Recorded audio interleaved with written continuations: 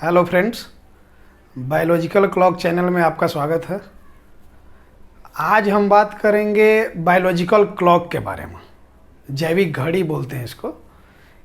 तो देखेंगे कि जैविक घड़ी क्या होता है, कहाँ होता है, ये कैसे काम करता है, और जैविक घड़ी सही नहीं रहने से क्या क्या नुकसान होता है हमें।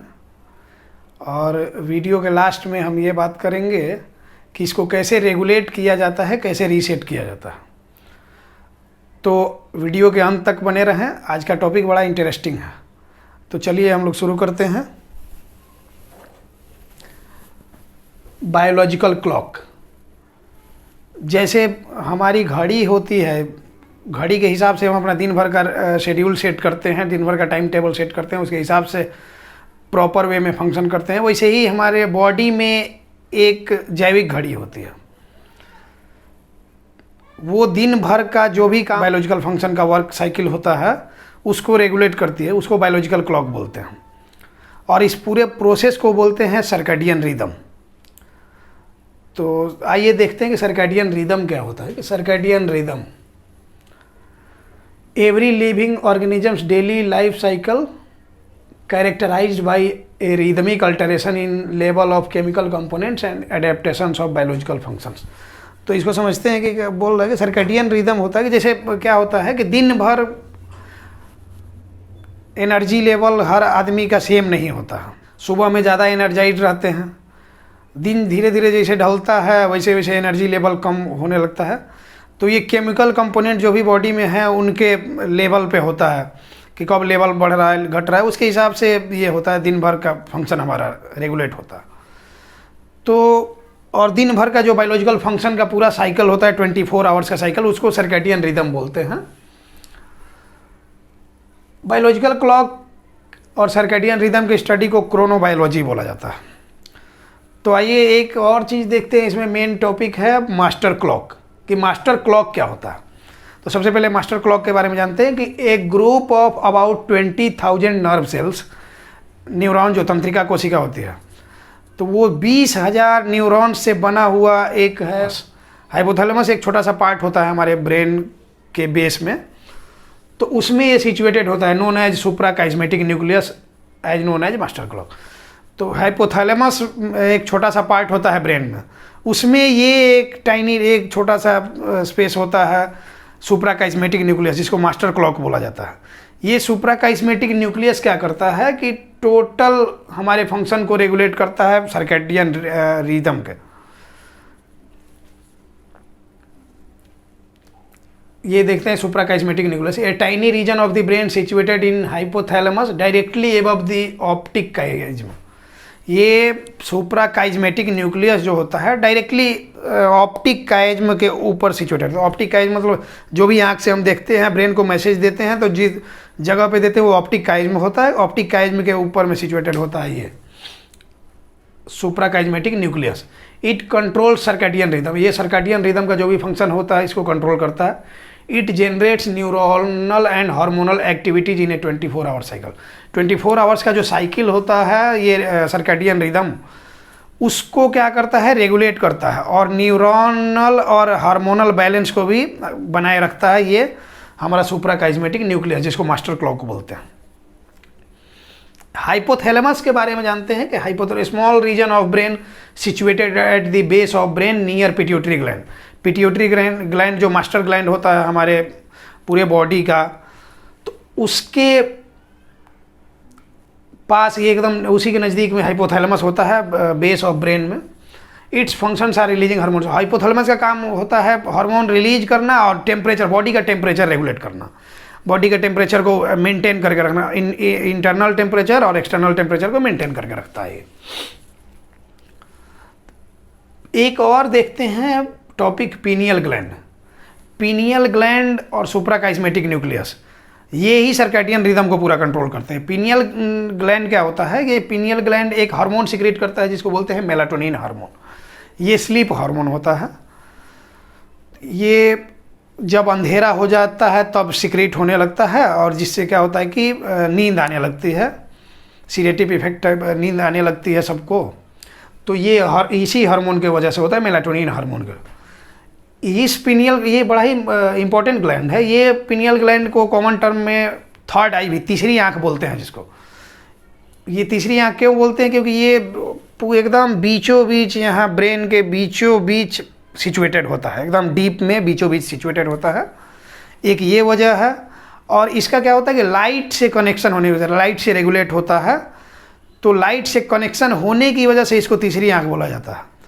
ये योग साधना करने वाले लोग में भी यहाँ पर ही ध्यान टिका के रखना होता है, तो इसलिए भी इसको थर्ड आई बोलते हैं। ये अध्यात्म, भौतिकवाद को अध्यात्मवाद से जोड़ने का ये माना जाता है कुछ सिद्धांतों के अनुसार।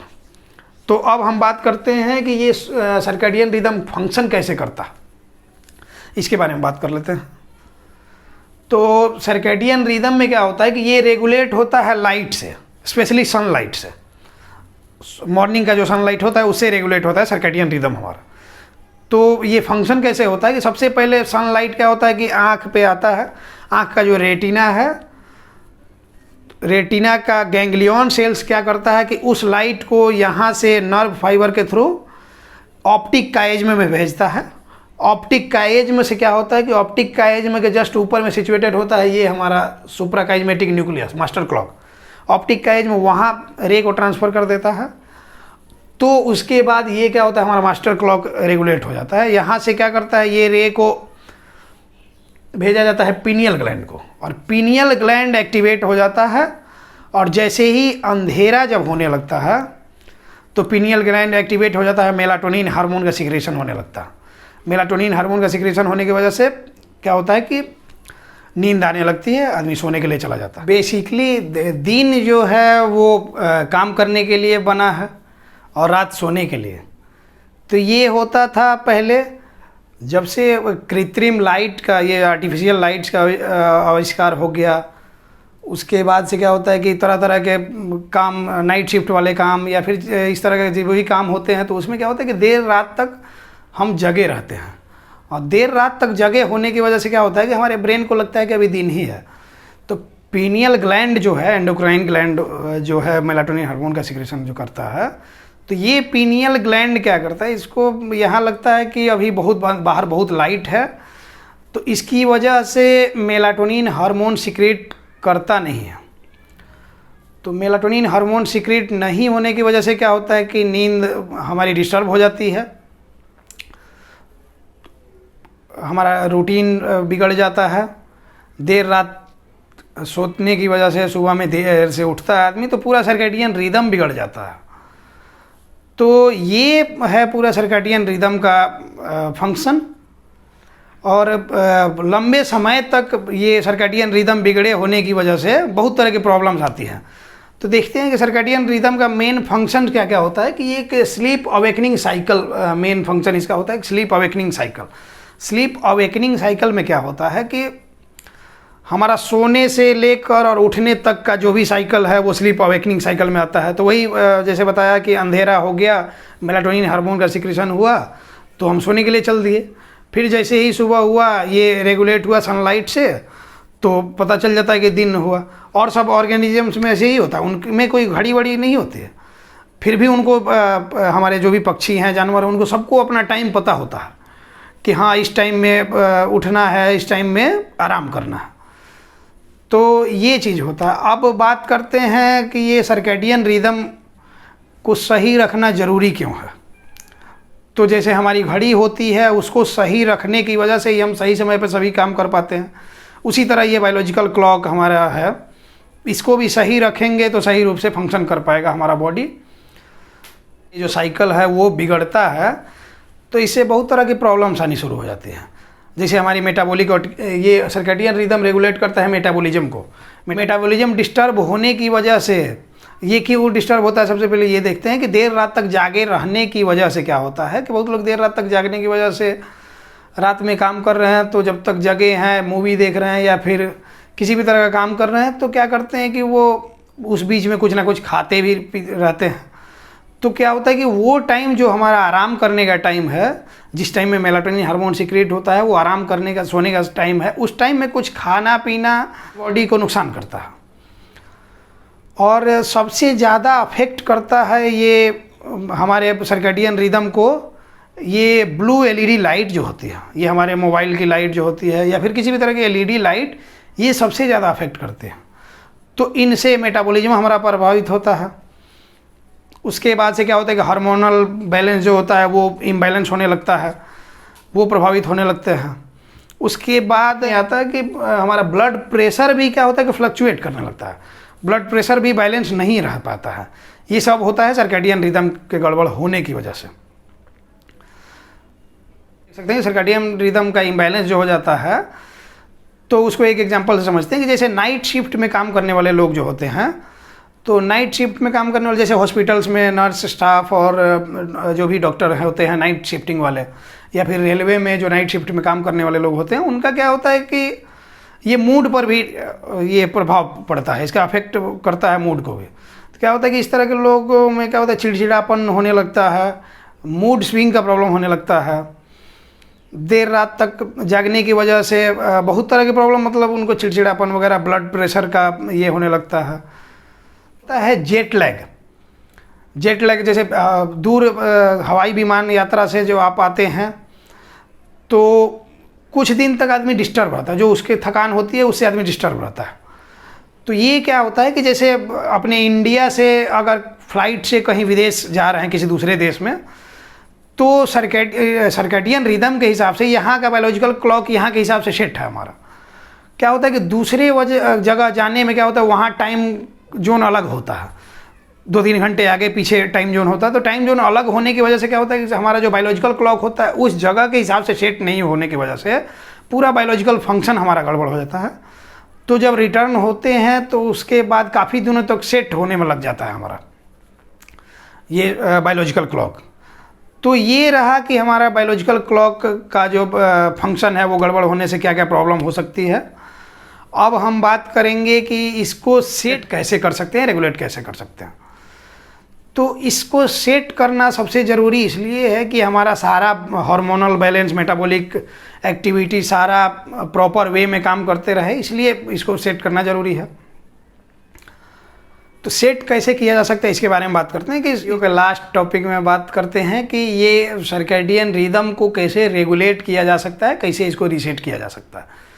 ये सबसे इम्पोर्टेंट टॉपिक है, तो इस पे बात करते हैं। तो जैसे मैंने वीडियो के स्टार्टिंग में ही बताया था कि ये लाइट से रेगुलेट होता है, स्पेशली सनलाइट से रेगुलेट होता है। तो सबसे ज़रूरी कुछ पॉइंट्स होते हैं वो देखते हैं कि सबसे पहले क्या करेंगे, टाइम से सोएं और टाइम से जगें। टाइम से सोने और टाइम से जगने से क्या होगा कि ये हमारा total circadian rhythm proper way में फंक्शन करेगा। तो उससे क्या होगा कि हमारी प्रोडक्टिविटी और डिसीजन मेकिंग जो होगी, उसके बाद से हमारा मूड सही रहेगा, ये सब कुछ सही रहेगा। कभी भी देर रात तक नहीं जागें। जनरली क्या होता है कि पार्टी शार्टी की वजह से लोग देर रात तक जागते रहते हैं। वीकेंड पे जनरली हमारे बड़े बड़े शहरों में ये फैशन चल गया है कि वीकेंड्स पे देर रात तक लोग जगेंगे, सुबह तक जगे रहेंगे। और फिर क्या होता है कि सप्ताह के 1-2 दिन ऐसा करने से पूरे सप्ताह भर का शेड्यूल बिगड़ जाता है, सर्कैडियन रिदम बिगड़ जाता है। तो इसको सुधारें। टाइम बे टाइम खाना पीना नहीं खाएं, मतलब एक फिक्स टाइम पे खाना पीना खाएं। उससे क्या होगा कि हमारा सारा डाइजेस्टिव सिस्टम और सारा बायोलॉजिकल फंक्शन प्रॉपर वे में काम करेगा, सर्कैडियन रिदम रेगुलेट होगा, सही वे में काम करेगा। उसके बाद क्या होता है कि रात में जब सोने जाते हैं तो सोने से 2 घंटे पहले खाना खा लें, क्योंकि क्या होता है कि खाना खाने के बाद हमारा डाइजेस्टिव सिस्टम काम करना शुरू कर देता है, तो डाइजेस्टिव हार्मोन सब सिक्रीट होने लगते हैं, एसिड वगैरह सिक्रीट होने लगते हैं बॉडी में जो भोजन को पचाने के लिए, और उस टाइम में घंटे लग जाते हैं खाना पचाने में। तो जब पूरी तरह से डाइजेस्ट हो जाए खाना तो उसके बाद आराम से आप सो सकते हैं, किसी तरह की डिस्टर्बेंस आपको नहीं होगी। उसके बाद क्या है कि जब सोने जाएं तो किसी भी तरह के लाइट से दूर रहें, रूम को अंधेरा कर दें, मोबाइल को एकदम दूर रखें, बेड से दूर रखें, अपने पास रखें ही नहीं, मोबाइल को दूर रखें, क्योंकि सबसे ज़्यादा अफेक्ट करता है इलेक्ट्रॉनिक्स लाइट, कोई भी हो, इलेक्ट्रॉनिक गैजेट्स हैं उनका लाइट जो होता है, ब्लू एलईडी लाइट होता है, वो सबसे ज़्यादा प्रभावित करता है हमारे सर्कैडियन रिदम को। तो इन सब बातों का ध्यान रख के आप अपनी प्रोडक्टिविटी बढ़ा सकते हैं, बायोलॉजिकल क्लॉक को रीसेट कर सकते हैं और एक नॉर्मल साउंड लाइफ जी सकते हैं। वीडियो अच्छी लगी हो तो इसको लाइक करें, कमेंट करें और इसको शेयर करें। चैनल को सब्सक्राइब ज़रूर कर लें, क्योंकि आगे आने वाले जो भी वीडियो हैं उनका नोटिफिकेशन आपको मिलता रहे। धन्यवाद।